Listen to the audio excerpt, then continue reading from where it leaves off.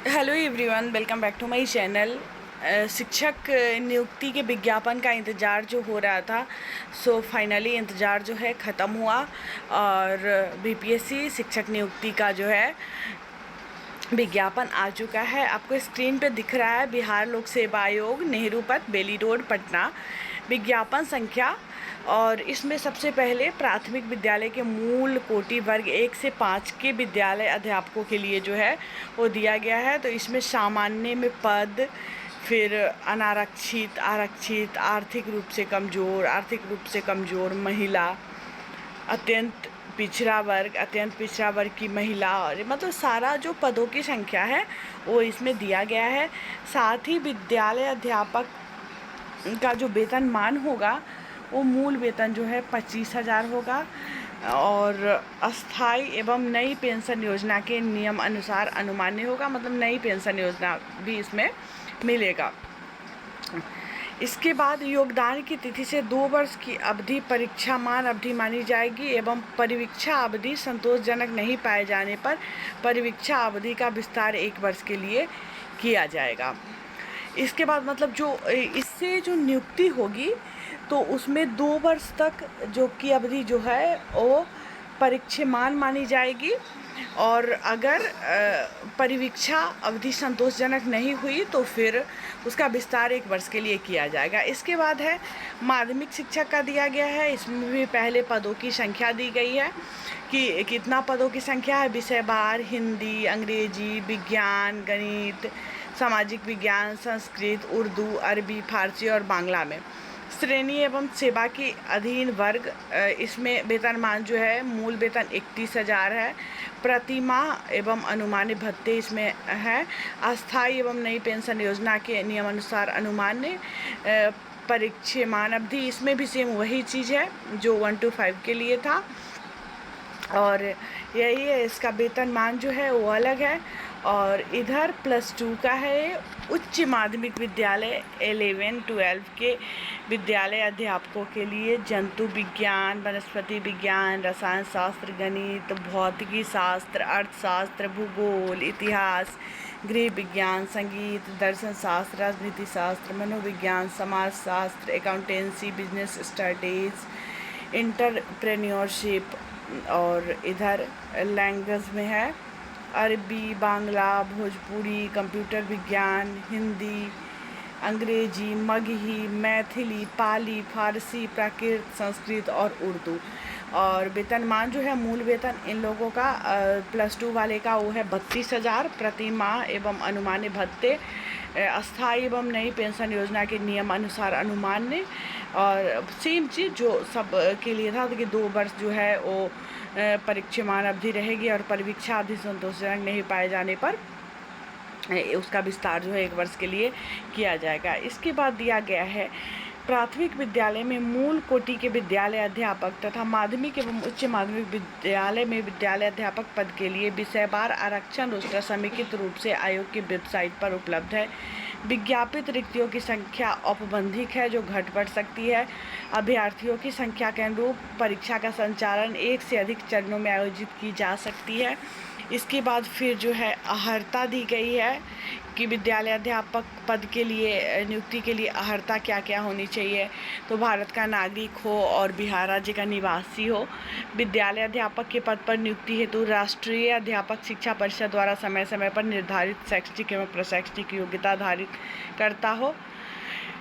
1 to 5 के लिए न्यूनतम 50% अंकों के साथ उच्चतर माध्यमिक अथवा इसके समकक्ष तथा प्रारंभिक शिक्षा शास्त्र में 2 वर्षीय डिप्लोमा, चाहे वो कोई भी नाम उस दिया गया हो। न्यूनतम 45% अंकों के साथ उच्चतर माध्यमिक एवं प्रारंभिक शिक्षा शास्त्र में 2 वर्षीय डिप्लोमा जो राष्ट्रीय अध्यापक शिक्षा परिषद विनिमय 2002 के अनुसार प्राप्त किया गया हो।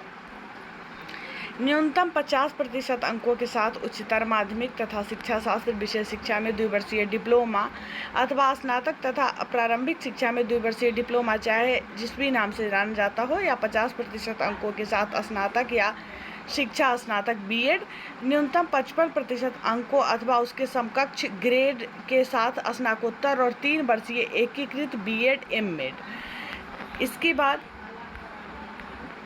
परंतु जिसने NCTE द्वारा मान्यता प्राप्त संस्थान से शिक्षा स्नातक की उपाधि प्राप्त की है, उसे कक्षा 1 से 5 में पढ़ाने के लिए विद्यालय अध्यापक के रूप में नियुक्त किया जा सकेगा। किंतु इस प्रकार विद्यालय अध्यापक के रूप में नियुक्त व्यक्ति को मूल कोटि के विद्यालय अध्यापक के रूप में नियुक्त होने के 2 साल के भीतर NCTE द्वारा मान्यता प्राप्त प्राथमिक शिक्षा में 6 महीने का ब्रिज कोर्स आवश्यक रूप से पूरा करना होगा। संबंधित विद्यालय अध्यापक को इस प्रशिक्षण को पूर्ण करने हेतु 6 माह का सवैतनिक अवकाश मान्य होगा।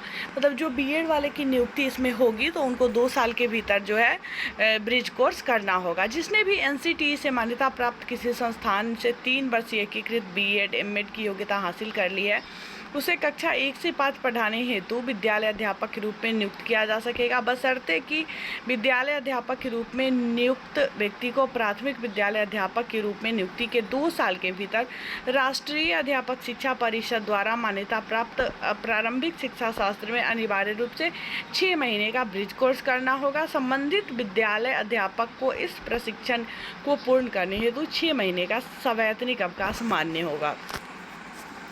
वर्ग 1 से 5 में उर्दू पदों पर बिहार राज्य मदरसा शिक्षा बोर्ड, मौलाना मजरुल हक अरबी फारसी विश्वविद्यालय पटना द्वारा प्रदत्त मौलवी आलिम अथवा किसी अन्य मान्यता प्राप्त बोर्ड से उर्दू में इंटरमीडिएट अथवा किसी मान्यता प्राप्त विश्वविद्यालय से उर्दू की स्नातक की शैक्षणिक योग्यता जो है मान्य होगी।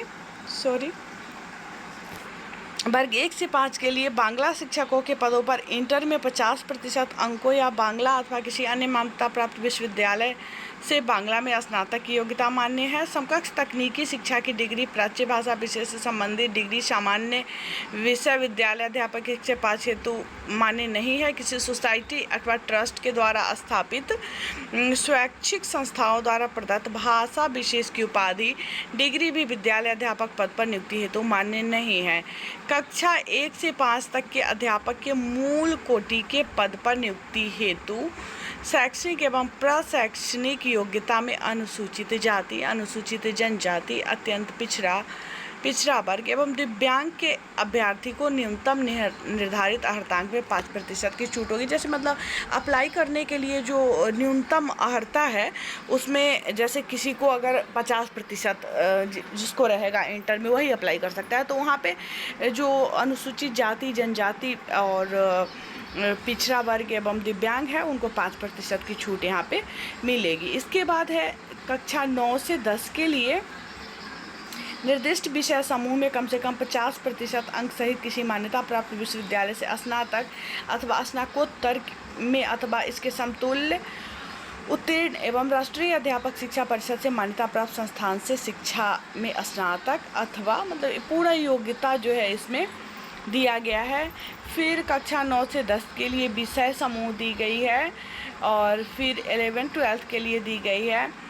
फिर इधर पूरा विषय के बारे में दिया गया है कि कौन से विषय होनी चाहिए और कंप्यूटर शिक्षक के लिए, संगीत शिक्षक के लिए, वाणिज्य संकाय के लिए, विद्यालय अध्यापक के पद पर नियुक्ति हेतु शैक्षणिक और प्रशैक्षणिक प्रमाण पत्र की मान्यता केंद्र अथवा किसी राज्य सरकार द्वारा स्थापित बोर्ड से निर्गत मैट्रिक अथवा इंटरमीडिएट अथवा समकक्ष प्रमाण पत्र मान्य होगा।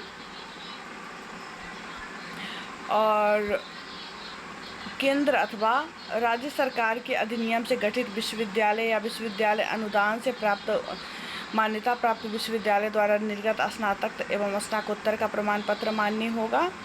और NCTE के अधिनियम 1993 में प्रवृत्त होने के पूर्व केंद्र या किसी राज्य सरकार द्वारा मान्यता प्राप्त संस्थानों से अथवा NCTE अधिनियम के प्रवृत्त होने के उपरांत NCTE से मान्यता प्राप्त संस्थान अथवा वैसे राज्य केंद्र शासित प्रदेश जहां राष्ट्रीय अध्यापक शिक्षा परिषद अधिनियम प्रभावी नहीं है, उस राज्य केंद्र शासित प्रदेश द्वारा मान्यता प्राप्त संस्थान द्वारा निर्गत प्रशैक्षणिक प्रमाण पत्र मान्य होगा। इसके बाद स्नातकोत्तर के समतुल्य अर्हता से संबंधित स्पष्टीकरण यहाँ पे दिया गया है। फिर स्नातक के समतुल्य अर्हता से संबंधित स्पष्टीकरण फिर दिया गया है। पात्रता परीक्षा के बारे में कि प्राथमिक शिक्षा के लिए CTET पेपर 1 अथवा BTET पेपर 1 उत्तीर्ण, माध्यमिक विद्यालय के अध्यापक के लिए STET पेपर 1 एवं उच्च माध्यमिक विद्यालय के अध्यापक के लिए STET पेपर 2 में उत्तीर्ण हो।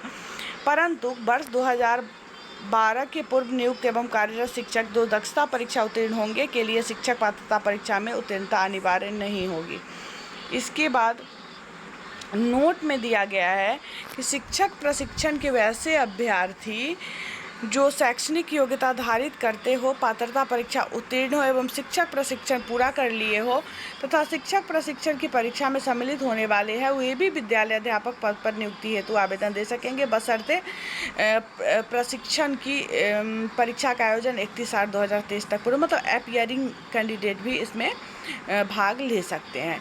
ठीक है। इसके बाद दिया गया है वर्ग 1 से 5 तक के लिए वैसे उम्मीदवार जो शैक्षणिक योग्यता धारण करते हो, पेपर CTET पेपर 1 में उत्तीर्ण हो परंतु प्रशैक्षिक योग्यता से संबंधित पाठ्यक्रम के अंतिम वर्ष में हो, मतलब DLED अपीयरिंग हो, तो भी इसमें आवेदन कर सकते हैं। फिर आयु सीमा दी गई है, फिर आयु सीमा में जो छूट मिला है सो दिया गया है।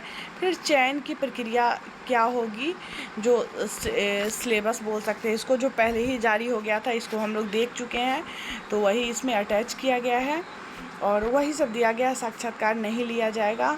और मेधा सूची कैसे बनेगी, अधिमानता, मतलब इसका पूरा वीडियो जो है काफ़ी लंबा हो जाएगा, तो मैं इसका एक अलग से वीडियो फिर से बना के आप लोगों को पूरा अपडेट दूंगी। तो फ़िलहाल इस वीडियो में इतना ही। मैं मिलूँगी फिर आप लोगों से नेक्स्ट वीडियो में एक नए अपडेट के साथ। जो भी लोग चैनल पे नए आ रहे हैं या पहली बार मेरे वीडियो को देख रहे हैं तो चैनल को सब्सक्राइब करके बेल आइकन को ज़रूर दबा लीजिएगा, ताकि जब भी नया वीडियो आएगा नोटिफिकेशन सबसे पहले आपको मिलेगा। वीडियो पसंद आया तो लाइक करें और हमारे साथ बने रहे। वीडियो देखने के लिए बहुत बहुत धन्यवाद।